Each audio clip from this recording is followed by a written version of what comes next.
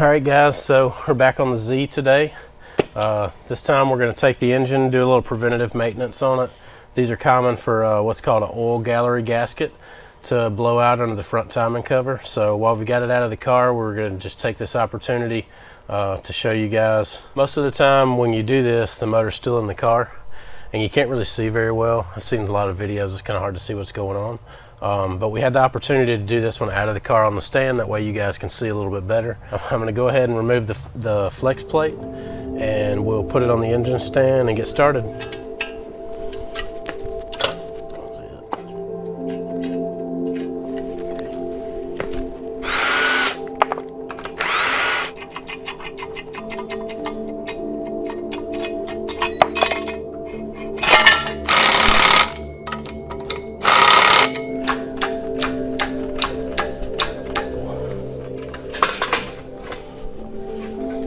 Glove.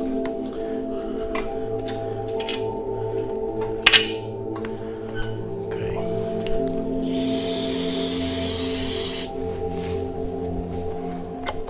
Oh yeah, nice. Put this board over here on the ground so that I have a place to put everything as I'm taking it off and keep it organized.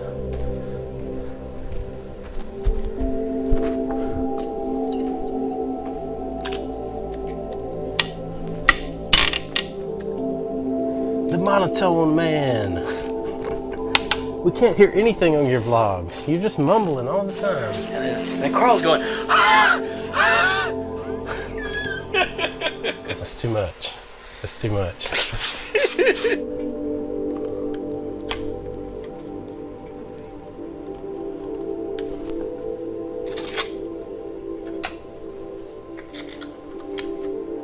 I'm going to take a few snapshots before I take all the wiring off. I've done this a few times, but it does always help. Sometimes when you're going back together, you may not know exactly which orientation some of these plugs go to. So just going to take a few shots just for reference before I take them all off.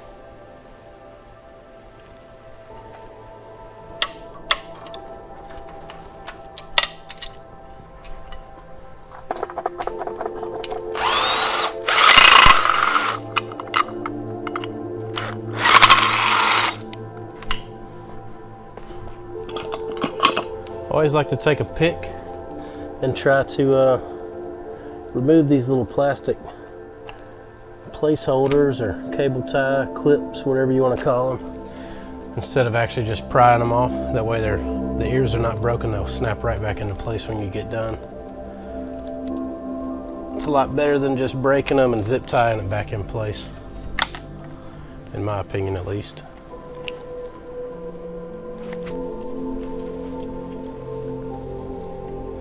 So the dipstick is usually pretty difficult to get out. I like to just pry something through it, against it. Sometimes I'll run something through there, like a screwdriver if I can find one. Use that hole to just pry up, wiggle it back and forth till it comes out of there.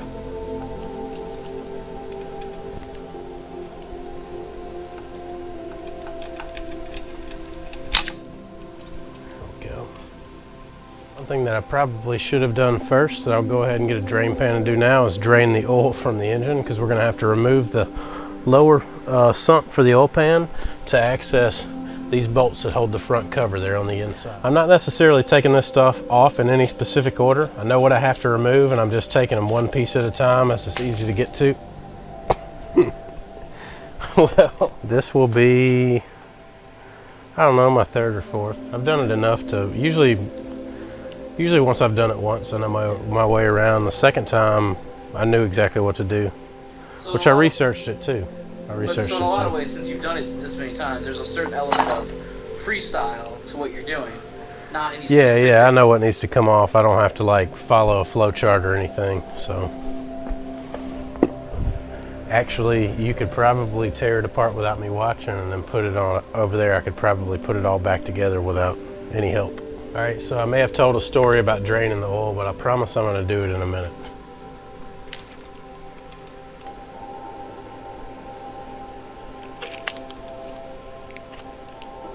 All right, we're getting into it pretty quickly here. We'll pull this neck off, and then the next thing will be drain the oil, because that is the only thing I have left to do.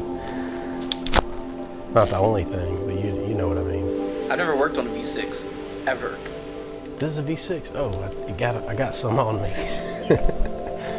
Where's the iron straight 6? Yeah. 7M, no shit. No, 7M GTE, no shit. Yeah. A what now? That's a super engine, right? Isn't that one notorious for having like some cancerous thing? But these no more notorious than these are for having blown out gallery gaskets. That's why we're here. So they all have their quirks. Question is, are you willing to take them on and fix them, give them new life and a second chance? So the issue with these is they're a paper gasket. We'll show you when we get into it. But the paper gasket, just like on a four-wheeler case or a small engine case, it has a film of glue that is heat activated on initial install, and the glue apparently was bad and it allowed them not to adhere to it, and they're just blowing out of the side of the plate. I'm sure we're going to find pieces of it blown out, and sometimes, a lot of times I find pieces of them in the oil pan when I do these too. This thing might make a mess depending on how it decides to do. Okay, so like I said, I've done this a handful of times. Sometimes whenever I pry it off, it'll actually release from this O-ring. The last few times it pulled the whole tube out. This is perfectly fine. You'll be able to fish it right back through. It's pretty open and clear through there. But when you do put it back on, we're going to make sure we put some kind of oil or lubricant on this O-ring so that it can slip back in there easily without tearing. Right now you may notice that there's a lot of oil and grime on the front of the engine. Normally I would wash it off before I start, but in this case I'm going to make more grime as I'm doing the job. So we're going to wash this front cover off when we get done, and then after the job is complete and the motor's sealed up, then we'll actually take it outside and give it a good bath and get it ready to go back in the car. Or rather into the car for the first time, not back into the car. Back into the car. Back into my car. Yes.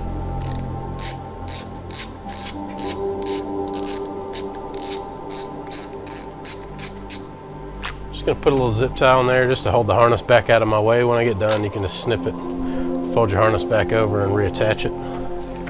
This is just gonna help me keep from knocking dirt and stuff like that into the front cover area while I have it apart. That's what sound should have been doing the entire time. Before.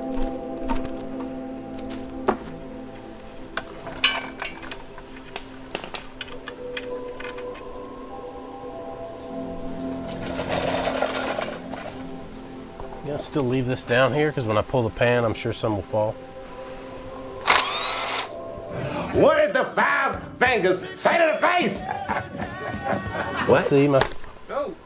Oh shit. Slap! As you can see, Jeff just got hit in the head. Yep. As you guys can see, my snap-on got charged and it's actually doing some work today. Okay, I know we're not covering everything in this video, but there are just a few things that I may want to point out along the way, this being one of them. Whenever you get the bolts out of the pan, it'll usually be glued on pretty well still. So if you take like a pry tool or a hammer or a chisel, you're gonna end up bending that mouth. It's really best to take, this is a gasket scraper, it's perfectly flat. I'm just gonna carefully put it in there and wedge it.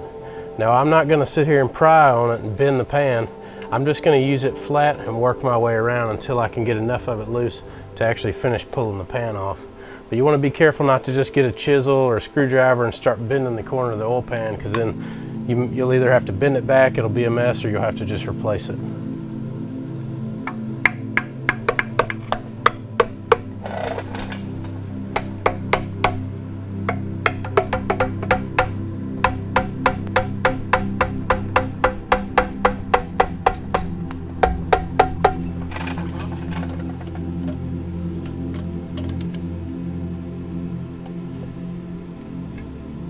All right, now this is a pretty low mileage engine, so I'm not expecting to really find a lot down in here, but a lot of times, like I've seen them that had 150 plus miles on them, there usually be pieces of the gasket. Look, here it is, here chilling in the oil pan. So I'm sure there'll be more pieces blown out behind the two plates. Another good thing to do while you're in here is to check and make sure that there's not any in the mouth of the pickup tube. Usually if there are, there'll be a bigger piece like this. You can take a pick and just knock them out of there, blow it out with brake parts cleaner, and you're good to go. So no worry about replacing the pickup tube, but make sure you don't have a bigger piece like this stuck in there, because sometimes they will get sucked up in it. Now we're going to start removing the front cover. Have everything removed out of the way outside. I'm going to leave these covers on and leave these actuators. The clutches that these actuate inside are going to stay in the cover too. You don't want to disassemble all that, it'll slide right off the end of the camshaft. Leave it all in the cover together. I've seen people before take these apart. You're just really making more work for yourself and more pieces to put back together. You can leave that intact together as one unit. Also, another tip that you guys have probably seen in a lot of videos is take a piece of cardboard, and as you remove them, go ahead and punch a hole in the cardboard where each screw goes.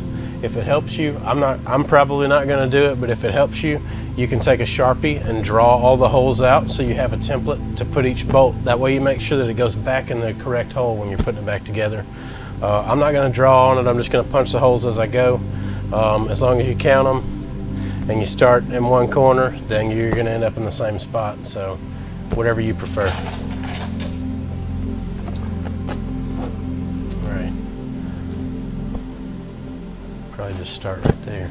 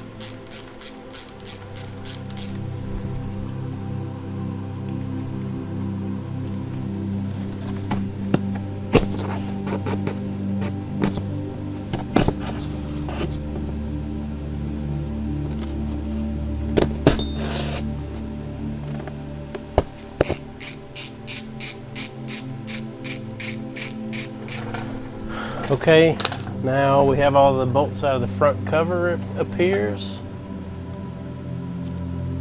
Yes? Yeah. So now that we got all the bolts out of the front of the cover, we got to get those 4 that are inside of here. It's actually just 2. Okay, I take it back, guys. There's only 2 in there. I thought the next 2 came out too, but that was from the other engine, the DE engine, when I had to remove the upper sump to reseal it. Slight changes. Work on too many of these motors. Oh.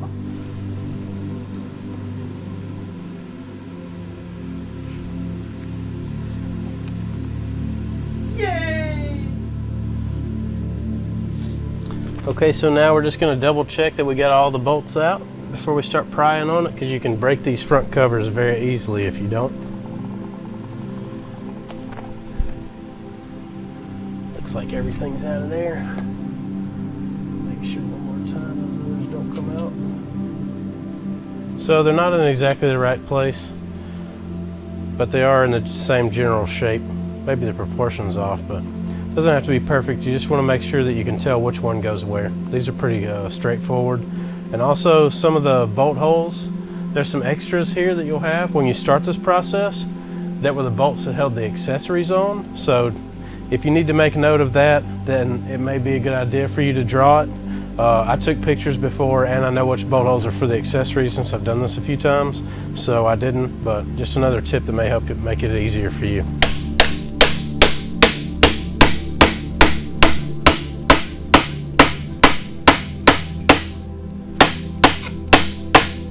Go ahead and get it started like that. Just gonna follow it up with that same little gasket scraper we used before. Work our way around it. Actually got to remove this bolt completely. I'm going to stop and take a picture of that one because that one is from earlier in the process.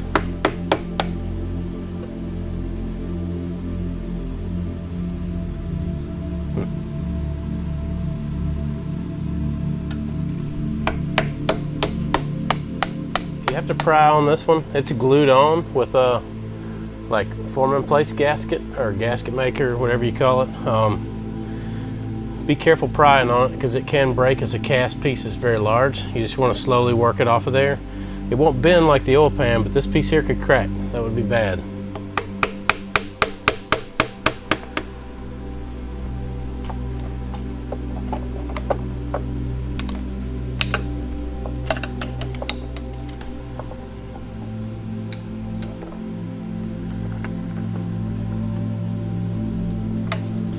Nice and clean in there.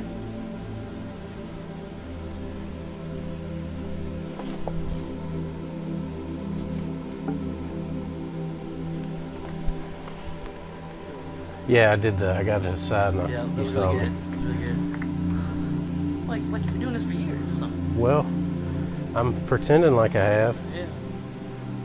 Trying to at least. All right. I'm close up on the motor if you want. Yeah, maybe so. So you can see here, the gallery gasket is blown out around the end. You can see this piece here where it's pushed out over here as well. So looks like this lower one was actually okay. This is usually the primary culprit in this problem, but it's a good idea to do both of them while you're here. They both have the same issue, and I see these bad, almost as bad as I see those bad too. So while you're here, definitely make sure you do both of them. And go ahead and do a new OEM water pump, because I think they're about 60 bucks from Rock Auto for an OEM Hitachi pump. So go ahead and do that as well, because you definitely wouldn't want the water pump going out soon after this job and have to tear it all the way back down this far.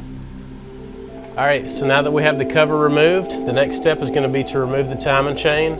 I know this part can be pretty intimidating. I've seen some of the other videos that are out there and read some of the service manual stories about lining the timing marks up. In this case, this engine's already timed. All three chains are in sync. So we're just going to be removing the first chain. I'm going to clean this area with brake cleaner on the camshafts and the crank sprocket. I'll make my own new mark. We're not going to worry about getting all the marks to line up. We're just going to remove the chain as is, replace the gaskets, and put the chain back on in the same position. It's very important when you're doing this to make sure that you don't accidentally bump the camshafts or the crankshaft, as you want them to go back on exactly like they are now.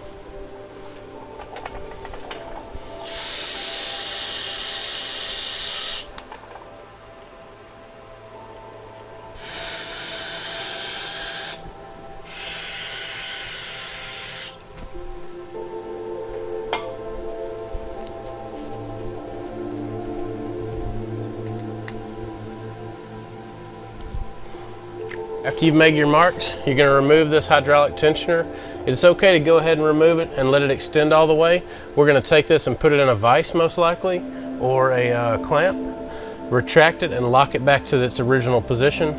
When we go to put the chain back on, we'll show that to you once we go back to the assembly process. For now, we're just going to go ahead and remove it and set it aside. Also, just for reference, I'm going to go ahead and take a picture of the timing chain and the marks that I have made in case any of them do get rubbed off. I have some sort of reference to help me find my way back.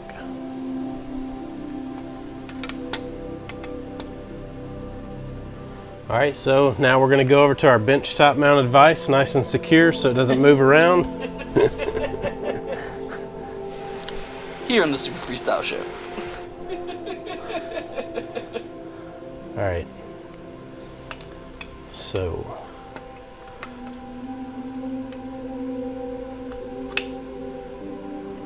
just going to make sure we hold a little tension on that to keep it unlocked as we put it in. If you don't and the tooth catches, you can end up breaking the tooth pushing it back in.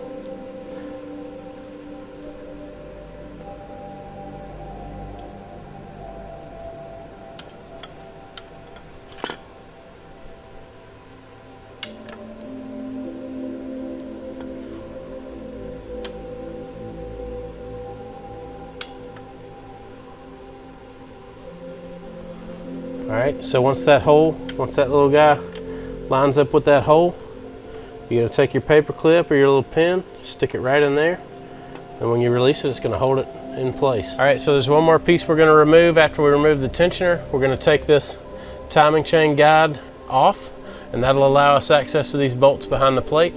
This is going to be an 8mm Allen, so you can just use an Allen driver and bust it loose. At this point, I do want to mention that I'm not actually going to remove the timing chain. I'm just going to work around it during this process. That way I can leave the rest of the guides in place and not have to worry about getting anything out of order. Now to remove the gallery plates or covers, you're going to use a number 3 Phillips. So these are pretty loose because the gaskets have blown out. There's not much tension on them. I'm just using them on a regular 3/8 drive ratchet. Go ahead and pull these out. We'll get them cleaned up, get them ready to go back in. You can see actually now that we've removed that tensioner and that guide that more of the gasket has blown out under the bottom side here, not just this up here, down here as well. So this engine was still showing decent oil pressure on the gauge, like a lot of Z's. Well, a lot of people have a belief that some Z's have better oil pressure than others. It's actually not the case. This is the issue here. These gaskets blow out. Some are more severe than others. So some are going to have worse oil pressure than the next one. So if you have a Z and it doesn't have perfect oil pressure, just know this is most likely the culprit, and you definitely need to get it taken care of before it does cause any damage to the bottom end or the rotating assembly.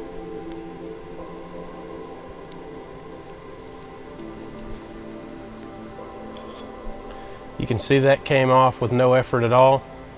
This paper gasket is actually, you can see how it's discolored. It's been soaking oil up because it didn't seal off good. So this one wasn't blown out. It's in pretty good shape, but it still was leaking some. When we remove this one, you'll see it's going to be quite damaged.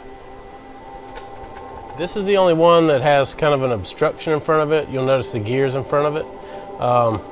If you're lucky, the V of the tooth will be right above the head of the bolt. It's okay if it's not.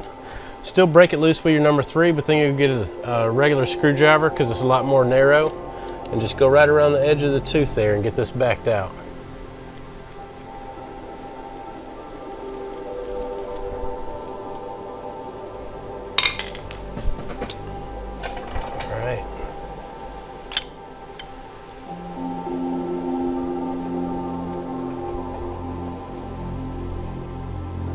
See, this one here is all broken and blown out, and it's not even stuck too. So sure, if any pieces fall off that you get them, you don't end up losing them down in the oil pan or behind the oil pump. You're gonna make sure you get all this cleaned out before you go back together with it.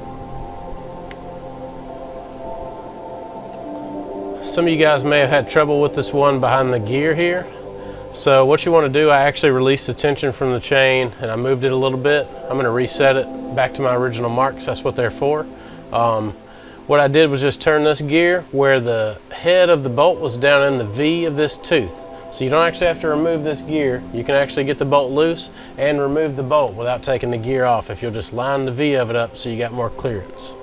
So if the top of the tooth, the crown of the tooth is actually blocking off the center of the bolt, you won't be able to access it as easily, but you can if it's in the V.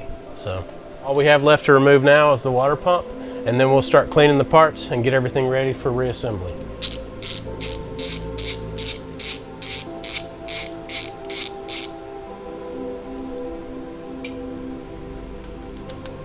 Now once you remove the screws from the water pump, you'll notice there's a good bit of tension on it. It has 2 O-rings that are like a press fit or a slip fit into the housing.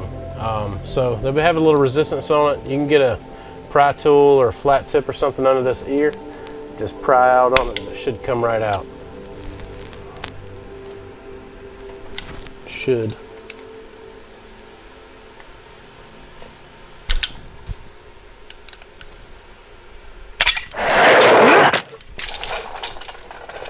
He slimed me. That's great! I didn't plan for that. It looks like the motor puked on you. It did get my shoe. These are my 407s. Oh, they're 407s. Can I see them? Yeah. These offer a lot of support. Right. Whoa! As you guys see, there's most likely going to be some coolant still behind the water pump when you remove it. I'm usually doing this in a car and it goes down into the pan beneath, but in this case it made a little bit bigger of a mess. So we're going to clean this up. We're going to start prepping the other parts, and then we're actually going to go to part 2 of this to show you the reassembly. So we're going to get this mess cleaned up, start getting everything ready to go. See you in the next video.